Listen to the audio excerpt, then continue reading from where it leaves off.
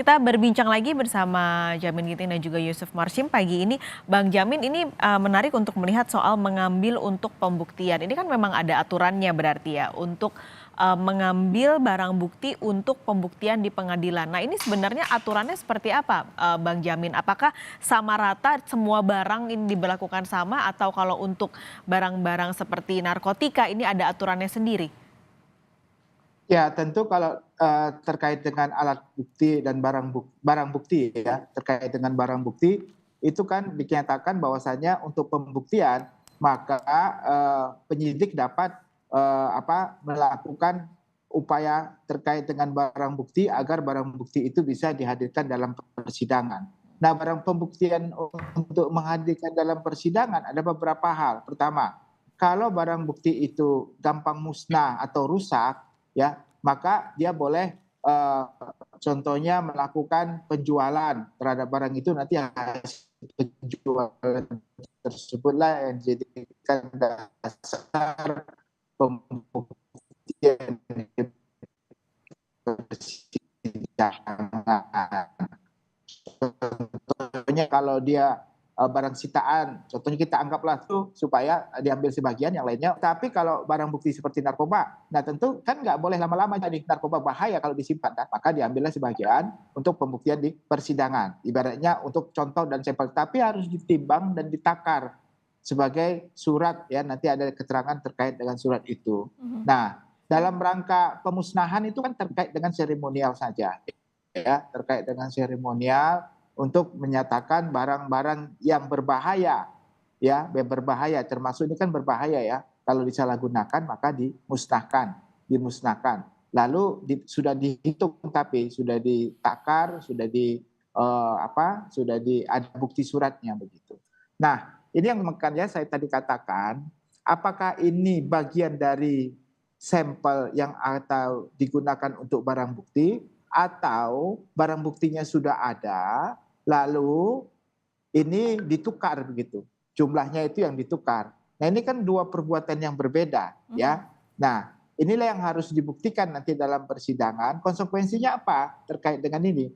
Kalau itu sebagai bagian dari barang bukti yang diambil ya, maka itu sudah jelas merupakan suatu pelanggaran yang cukup berat ya dalam konteks kepolisian begitu ya. Karena barang yang harusnya dimusnahkan diambil, digunakan, bahkan dijual ya, terkait dengan terlepas dari tindak pidana narkotikanya sendiri begitu. Itu suka sangat cukup berat begitu. Dibandingkan dengan konteks barang bukti yang memang sudah disimpan, kan bisa saja barang bukti itu rusak dan segala macam ya, sehingga barang bukti tersebut ada yang dalam pengawasan itu. Nah, ini tentu ada pihak lain lagi yang harus bertanggung jawab, yang menjaga barang bukti tersebut. Kenapa barang bukti tersebut bisa keluar dan bisa diperjualbelikan? Nah, itu ada pihak lagi yang harus diperiksa. Nah, jadi ini sampai saat ini kelihatannya nggak ada pihak lain kecuali orang yang memang berhubungan langsung dengan pemusnahan barang bukti.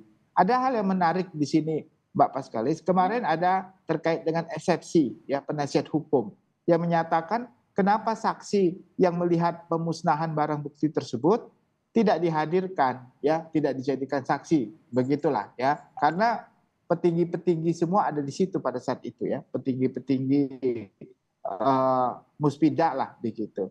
Nah, ini yang apa kaitan langsung dengan barang bukti itu harus dilihat apa benar jumlahnya, apa mereka mengetahui atau tidak, sehingga perlu atau tidaknya itu dihadirkan. Tapi menurut saya perlu atau tidaknya dihadirkan seorang saksi itu tergantung kepada jaksa.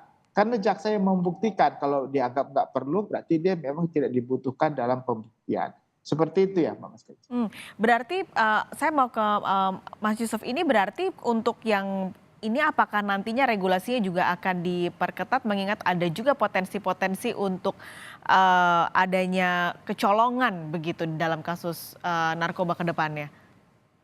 Baik, kami lanjutkan, tadi saya lanjutkan, pengawasan barang bukti itu yang perlu untuk diperketat, yang sementara ini sudah ada dalam aturannya di Perkap yang saya sebutkan tadi. Pertama, penyimpangan. Yang kedua, penyalahgunaan. Nah, penyimpangan itu dan penyalahgunaan itu bisa terjadi dalam proses saat disimpan.